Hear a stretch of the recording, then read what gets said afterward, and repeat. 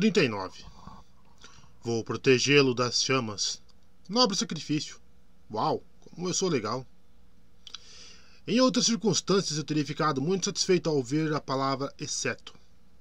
Apolo encara a morte na tumba de Tarquínio, exceto... Ah, que proposição maravilhosa. Indicava que havia uma forma de evitar aquela morte em potencial, e eu era completamente a favor de evitar qualquer morte em potencial. Só que, para minha infelicidade, cair em um poço de fogo sufocou minha esperança recém-adquirida. Parei no meio da queda, antes mesmo de conseguir entender o que estava acontecendo. A tira da aljava apertava meu peito e o pé esquerdo parecia prestes a se soltar do tornozelo. Estava pendurado junto à parede e, uns 6 metros abaixo, havia um rio de fogo. Meg estava agarrada a meu pé, desesperada, e logo acima, Groover me segurava pela aljava com uma das mãos enquanto se apoiava em uma pequena protuberância na pedra com a outra. Ele tirou os sapatos e tentou usar os cascos para se apoiar na parede. Muito bem, ó bravo sátiro, gritei. Agora nos puxe para cima. Groover arregalou os olhos, com o rosto molhado de suor, e soltou um gemido meio mal-humorado, que parecia indicar que ele não tinha forças para puxar os 3 para fora do poço. Se eu sobrevivesse e voltasse a ser Deus, teria uma conversa muito séria com o conselho dos anciãos de casco fendido sobre aulas de educação física na escola de sátiros. Cravei as unhas na parede, torcendo para encontrar uma fresta ou um botão que liberasse a saída de emergência. Não achei nada. Logo abaixo de mim, Meg gritou. É sério isso, Apolo? É para regar bem os jacintos, exceto se estiver transplantando uma muda. Como ia saber? Protestei. Você criou os jacintos. Ah, aquela lógica mortal. Criar uma coisa não significa compreendê-la. Se fosse o caso, Prometeu saberia tudo sobre os humanos, e eu garanto que não é o caso. Só porque eu criei os jacintos significa que tenho a obrigação de saber como plantá-los e regá-los? Me ajudem! Gritou Groover. Seus cascos deslizaram pelas pequenas protuberâncias na parede. Seus dedos tremiam, assim como os braços, como se estivesse sustentando o peso de 2 pessoas, o que não deixava de ser verdade. O calor que vinha lá de baixo era tão intenso que estava difícil raciocinar. Quem já ficou muito perto de uma churrasqueira ou teve que abrir um forno bem quente para ver se a comida estava no ponto, pode imaginar a sensação. Só que multiplicada por 100. Meus olhos e minha boca se ressecaram. Se respirasse aquele ar escaldante mais um pouco, eu talvez desmaiasse. O rio de fogo abaixo parecia serpentear por uma superfície de pedra. A queda em si não seria fatal. Bastava dar um jeito de apagar aquele fogo. Foi quando tive uma ideia, uma bem ruim. A culpa era do meu cérebro já em ebulição. Aquelas chamas eram controladas pela essência de hélio. Então, se uma pequena parte da consciência dele ainda existisse... Bem, na teoria, eu poderia me comunicar com um titã. Talvez, se tocasse no fogo, eu poderia convencê-lo de que não éramos inimigos e de que ele deveria nos deixar viver. Provavelmente só teria 3 nanosegundos para isso, antes de morrer em agonia. Além do mais, se eu caísse, meus amigos talvez tivessem a chance de sair. Afinal, eu era o mais pesado do grupo, graças à crueldade de Zeus e à sua maldição dos pneuzinhos. Péssima, péssima ideia. Eu nunca teria coragem de tentar se não fosse a memória de Jason Grace do que ele tinha feito para me salvar. Meg, você consegue se segurar na parede? Perguntei. E eu lá tenho cara de Homem-Aranha? Pouquíssimas pessoas ficam tão bem de roupa de lycra quanto o Homem-Aranha, e Meg não era uma delas. Use suas espadas! Gritei. Meg usou apenas uma das mãos para se segurar ao meu tornozelo e conjurou uma espada com a outra, golpeando a parede 1, 2 vezes. A lâmina curva não facilitava o trabalho. No terceiro golpe, a ponta afundou na pedra e Meg se agarrou ao cabo, soltando meu tornozelo e se sustentando acima das chamas só com uma das espadas. Pronto, e agora? Fique aí! Ah, isso eu consigo. Groover, pode me largar agora, mas não se preocupe, eu tenho um... Groover me largou. Olha, francamente, que tipo de protetor joga uma pessoa no fogo só porque a pessoa disse que tudo bem ser jogado no fogo? Eu tinha imaginado que teríamos uma longa discussão, em que eu precisaria garantir que tinha mesmo um plano para ser ileso e salvar todos nós. Esperava que, no mínimo, Groover e Meg fossem protestar. Bem, talvez não Meg, pedindo para que eu não me sacrificasse por eles, alegando que eu não tinha como sobreviver às chamas, esse tipo de coisa. Mas não, nada disso. O sátiro me largou sem a menor cerimônia. Pelo menos, não tive tempo de reconsiderar minha decisão. Eu não pude me dar ao luxo de sofrer com dúvidas desse tipo. E se não der certo? E se eu não conseguir sobreviver ao fogo solar, que já foi tão natural para mim? E se essa profecia tão fofa que ainda estamos desvendando sobre eu morrer na tumba de Tarquínio não for um indicativo de que não vou morrer antes, agora mesmo, nesse labirinto de fogo horrível? Eu não me lembro do momento em que cheguei ao chão. Minha alma pareceu sair do corpo e eu vi milhares de anos no passado, na primeira manhã em que me tornei Deus do Sol. Hélio tinha sumido da noite para o dia. Eu não sabia dizer qual das orações feitas a mim finalmente alteraram o equilíbrio das divindades, banindo o velho titã para o esquecimento, enquanto me promovia ao posto dele.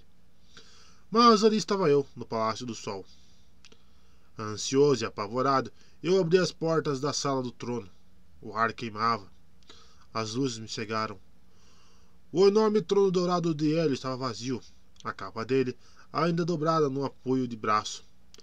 O elmo, o chicote e os sapatos dourados estavam na plataforma, prontos para serem usados. Mas o titã tinha simplesmente desaparecido. Eu sou um deus, disse a mim mesmo. Vou dar conta. Andei até o trono, me esforçando a não entrar em combustão.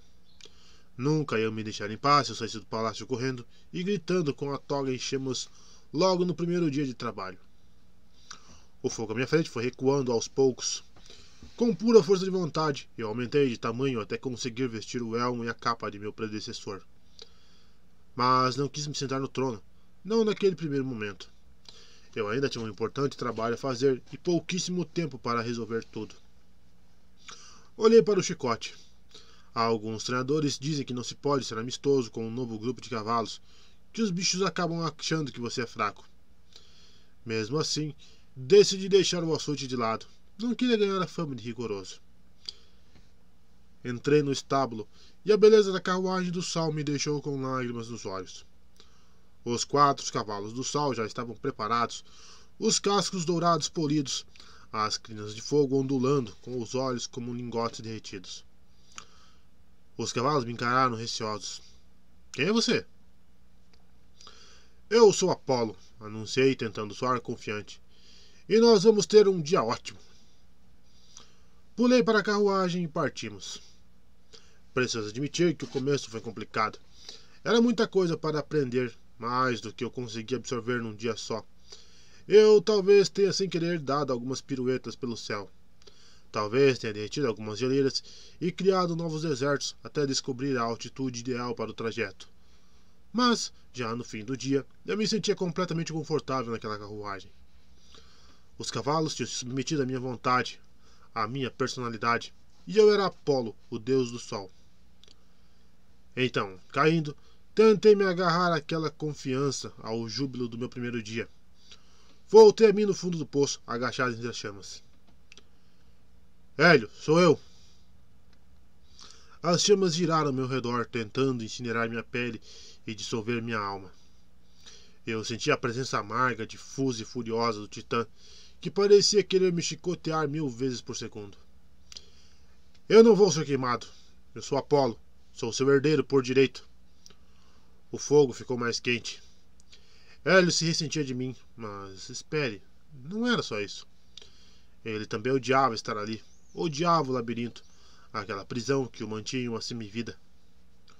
Vou libertar você, prometi. O fogo estalou e sibilou em meus ouvidos. Talvez fosse só o barulho da minha cabeça pegando fogo, mas achei ter ouvido uma voz nas chamas. Mate. Ela. Ela? Medeia? As emoções de Hélio queimaram e arderam, abrindo caminho pela minha mente. Senti o olho dele pela neta feiticeira. O que Medeia dissera sobre conter a fúria de Hélio? Bem, talvez fosse verdade, mas o principal é que ela estava tentando conter a fúria de Hélio para que ele não a matasse. Medeia tinha acorrentado o avô subjugado à sua vontade à dela. E, para sobreviver, ela se cobrira de proteções poderosas contra o fogo divino do Titã. Ele não gostava de mim, não mesmo, mas ele odiava a magia presunçosa de Medeia. E para Hélio se ver livre daquele tormento, Medeia precisava morrer. Fiquei me perguntando, não pela primeira vez, por que as divindades gregas nunca criaram o deus da terapia familiar. Teria sido muito útil.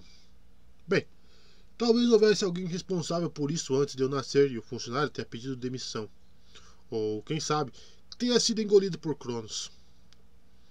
Fosse qual fosse o caso, eu me virei para as chamas e repeti: vou fazer isso, vou libertar você. Mas antes você precisa deixar a gente passar. O fogo se afastou imediatamente, abrindo caminho como um rasgo se alastrando pelo universo. Respirei fundo, ofegante. Minha pele ardia e minha roupa de camuflagem ártica estava com um tom cinza meio tostado. Mas eu estava vivo. O lugar esfriou depressa e logo percebi que as chamas tinham recuado por um túnel que saía da câmara. Meg, Groover, pode descer. Meg caiu em cima de mim, me esmagando um pouco.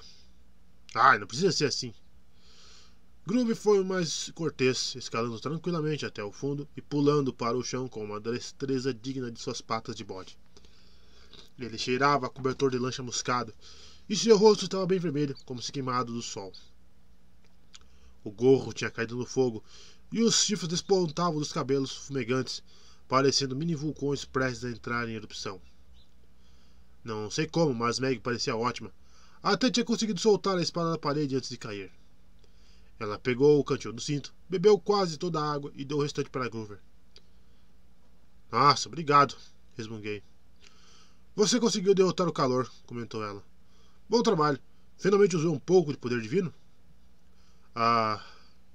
Acho que foi mais graças a Hélio que decidiu nos deixar passar. Ele quer sair desse labirinto tanto quanto nós queremos que ele saia. E quer que a gente mate Medeia. Groover engoliu em seco. Então, quer dizer que ela está aqui embaixo? Se ela não morreu naquele iate? Vai saber. Meg estreitou os olhos para o corredor fumacento. Então ele prometeu que não vai nos queimar se você errar mais alguma resposta? Não foi culpa minha. Foi sim, acusou Meg. Meio que foi mesmo, concordou Groover.